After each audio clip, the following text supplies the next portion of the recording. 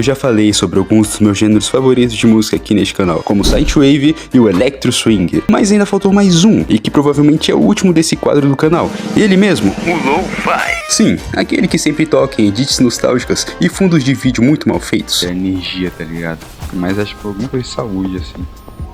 Ah, vai, é drogas. Aquela música que você escuta e logo sente o cheiro de nostalgia de animações do estúdio Ghibli. Mas aí, afinal, o que é Lo-Fi? Por que essa música simples acalma o nosso cérebro cansado? Por que tanta gente estuda, trabalha ou passa horas escutando ela? Você já percebeu que quando o mundo tá um caos, contas vencendo, ansiedade batendo, barulho demais, você magicamente decide colocar um Lo-Fi, pra quem conhece, e fingir que a vida está sob controle, mas não está? Porque essa música simples, cheia de ruídos, batidas lentas e imperfeições, parece acalmar a mente. E por que no mundo cada vez mais barulhento, o Lo-Fi virou um refúgio? Não é música para dançar, não é música para prestar atenção, e mesmo assim, ela funciona. O silêncio barulhento.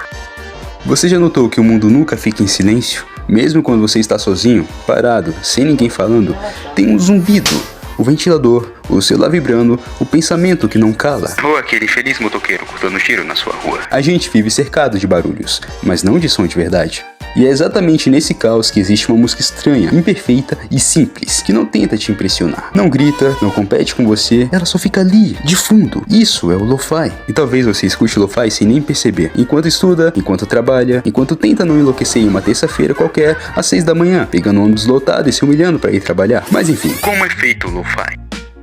Lo-Fi vem de low fidelity, baixa fidelidade, ou seja, som com defeito, chiado de fita, grão, imperfeições, batidas simples, pianos meio tortos. Tecnicamente, é música mal feita, mas emocionalmente, é música honesta. O Lo-Fi não tenta ser perfeito, e talvez seja exatamente por isso que ele funciona tão bem.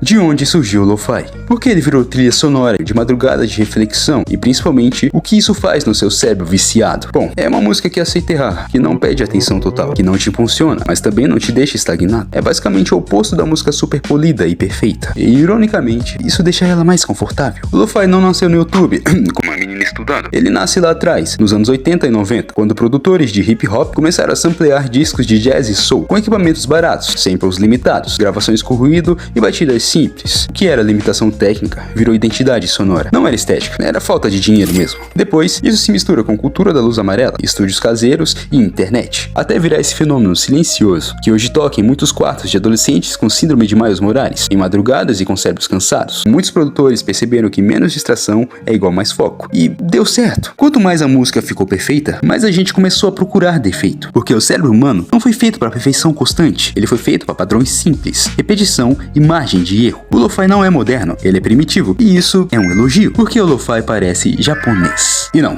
isso não aconteceu por acaso. A associação do Lo-Fi com a cultura japonesa nasce direto no YouTube. Um dos canais mais importantes do gênero, o antigo Shilet Cool, colocou no ar uma transmissão simples, batidas Lo-Fi, 24 horas. E uma garota animada estudando, ela mesma, estudando em silêncio, enquanto o mundo passa pela janela. Aquela imagem virou a Lo-Fi Girl, um símbolo. E repare nos detalhes, estética de anime, flores de cerejeira, cidades urbanas, solidão confortável.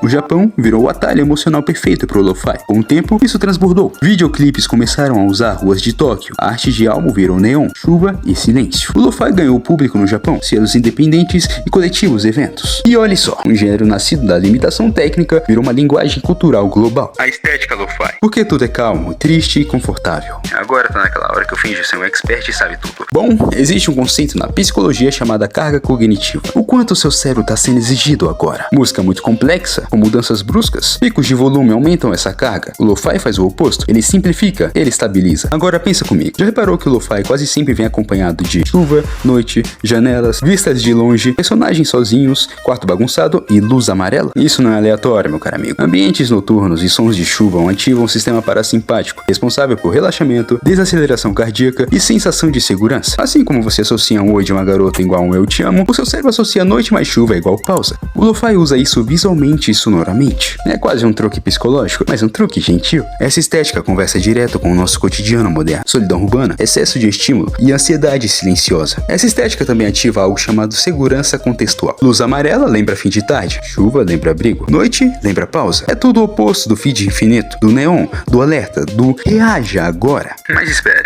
Existe um detalhe aí, meu bom. O Lo-Fi, ele não é música pra te deixar feliz. E isso é intencional. A maioria das músicas populares trabalha com picos emocionais. cresce, explode, grita, cai, explode de novo, assim como relacionamentos problemáticos e dependentes. Já o lo-fi faz o oposto. Ele mantém o seu cérebro em um estado estável. Isso é chamado de regulação emocional, não de estímulo. Bom, não é sobre ficar melhor, é sobre parar de piorar. O lo-fi ele não tenta te tirar disso. Ele senta do seu lado e fala: relaxa aí, cara, você ainda tá vivo. É trilha sonora de quem tá cansado, mas ainda funcionando. Mas beleza, Falcast, eu entendi, eu acho, mas eu quero saber o importante. Por que o lo-fi realmente funciona no cérebro? E daí eu te explico, meu consagrado, ondas cerebrais. Quando você escuta lo-fi, seu cérebro tende a entrar em estados de ondas alfas e ondas teta. Não essa? E essas ondas estão associadas a relaxamento, foco leve, redução da ansiedade. Não é sono profundo, é aquele estado de tô acordado, mas não em pânico. Essas ondas não surgem só com música, elas aparecem em momentos de meditação leve, devaneio, estado de fluxo e até naquele momento quando nós ficamos parados, olhando pro nada. O lo-fi basicamente induz isso sem você precisar respirar fundo. Basicamente é foco sem ritual. Ritmo previsível.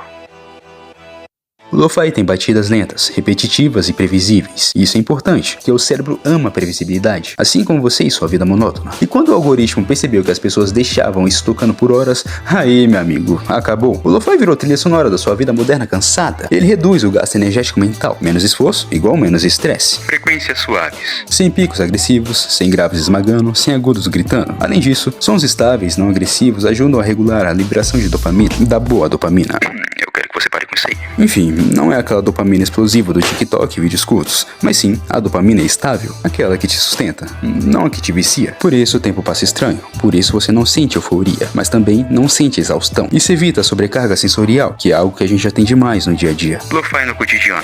Porque a gente escuta sem perceber. Você coloca o lo-fi pra estudar e de repente já passou uma hora. Você trabalha ouvindo e o tempo fica estranho. E isso é porque o lo-fi não disputa atenção, ele ocupa o fundo da mente. É música que vira ambiente. Eita que eu tô rimando. Você sente aquela sensação de café quente num dia nublado quando você ainda não desistiu da vida. Ainda. Lo-fi em jogos, filmes e mídias. Não é à toa que essa estética aparece em jogos indie, menus calmos, cenas introspectivas e trilhas minimalistas. Essa estética não vive só na música. Ela aparece em várias mídias que seguem o mesmo princípio: ritmo lento, contemplação e espaço emocional. Filmes como Meu Amigo Totoro, A Viagem de Cirilo e O Castelo Animado usam silêncio, trilhas minimalistas e cenas longas sem diálogo. Não é pressa, assim como todas as narrações de vídeo desse canal, mas sim presença, o que também tá em falta. Enfim, essas obras são cheias de momentos contemplativos, cenas onde nada acontece, e justamente por isso tudo acontece por dentro. O chamado Lo-Fi Ghibli surge quando produtores e artistas percebem isso: o mesmo silêncio confortável, a mesma sensação de mundo seguro, a mesma nostalgia calma.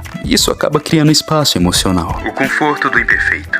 Talvez o lo-fi funcione porque ele não prometa nada. Ele não te promete felicidade, não promete produtividade extrema e não promete sucesso. Ele só promete, assim como eu disse, presença. Lo-fi não conserta a vida, mas em um mundo que exige produtividade até do descanso, o lo-fi é um raro convite para simplesmente existir. Enfim, meu caro telespectador, e espero que tenha gostado desse vídeo. Caso você tenha alguma ideia para tema de vídeo, fique à vontade para deixar aqui nos comentários. Relaxa, sinta-se em casa, digere conteúdos.